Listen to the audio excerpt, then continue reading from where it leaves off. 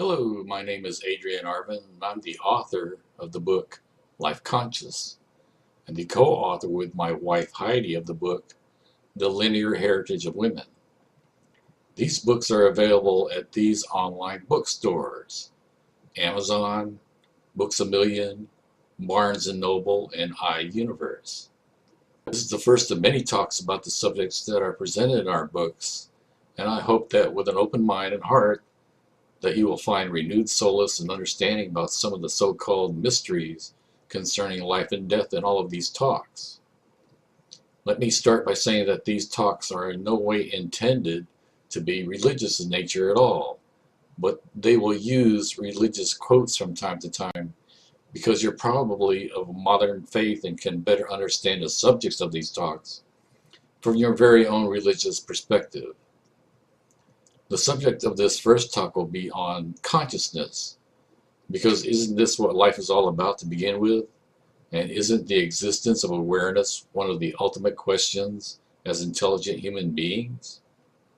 In other words, how is it that we have become aware of our existence, environment, and one another? First of all, what is consciousness anyway? If we do a search on the internet about consciousness, you'll find a myriad of confusing answers that naturally will depend on the background and education of the individual that you ask. Asking a scientist, you will find that the general scientific consensus then is that consciousness is still an unknown subject because it is so difficult and abstract scientifically to prove. And this absence of proof is what drives scientists crazy.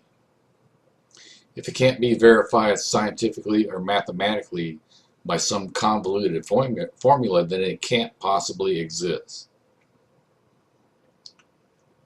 If you ask a medical doctor, they will tell you that they determine consciousness through varying levels of awareness or responsiveness that will range from full alertness and comprehension to disorientation, delirium, loss of meaningful communication, and finally loss of movement in response to painful stimuli, and then to death, which is the end of consciousness.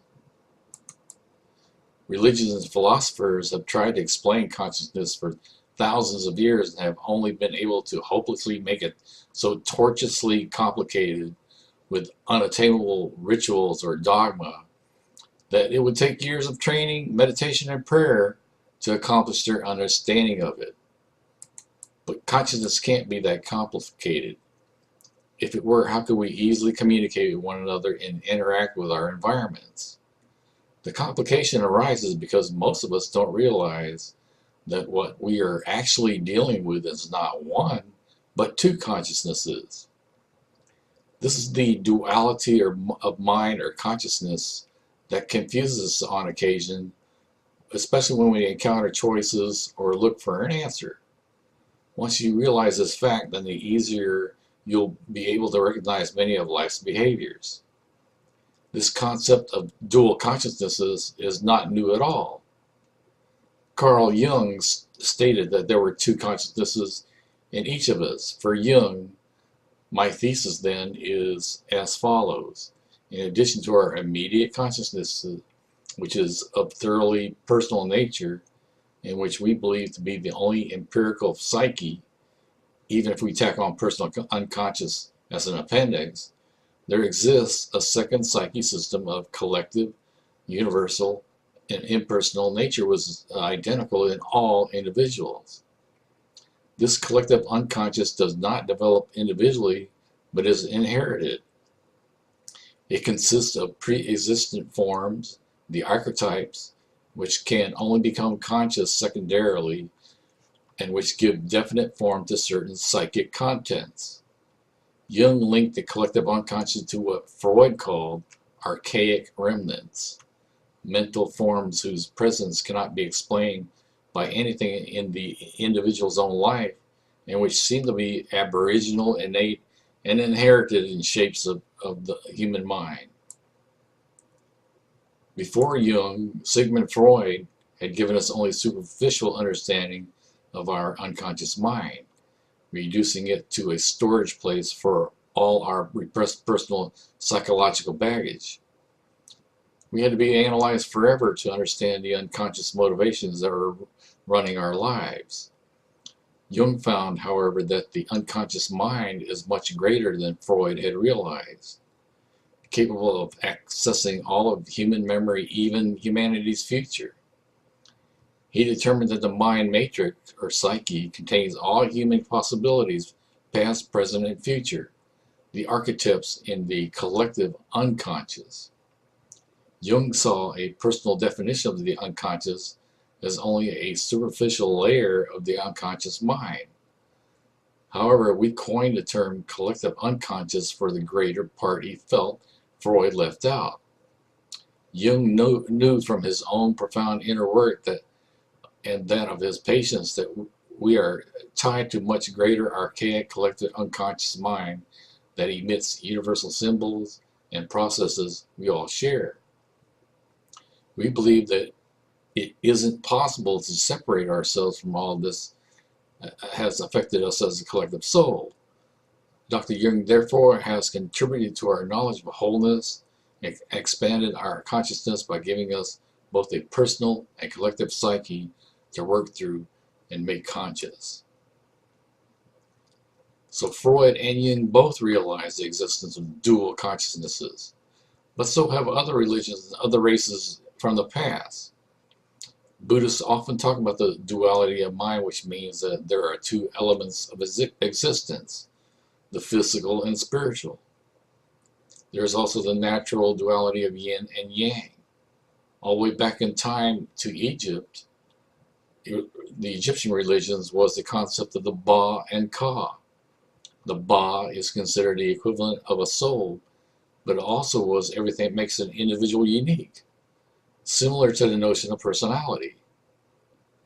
The Ka was the Egyptian concept of the vital essence, that which distinguishes the difference between a living and a dead person, with dead occurring when the Ka left the body.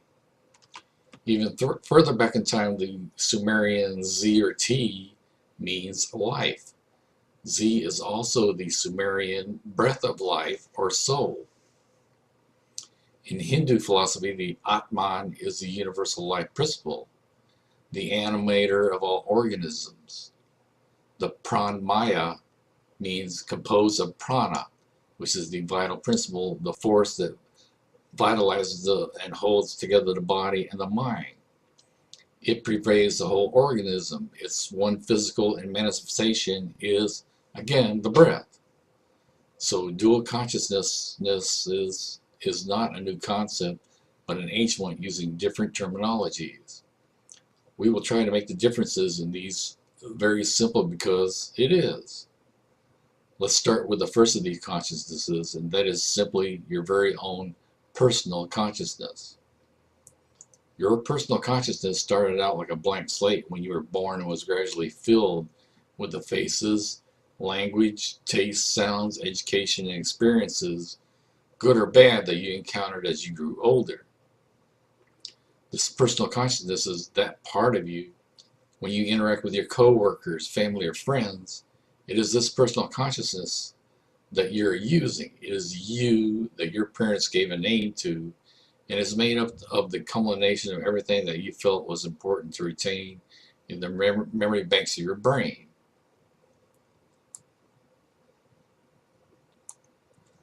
For proof of the existence of your personal consciousness and how it constantly is updating information, let's say you attend your 30th high school reunion, you see an elderly female that kind of resembles your high school English teacher that you once had amorous feelings for in your youth.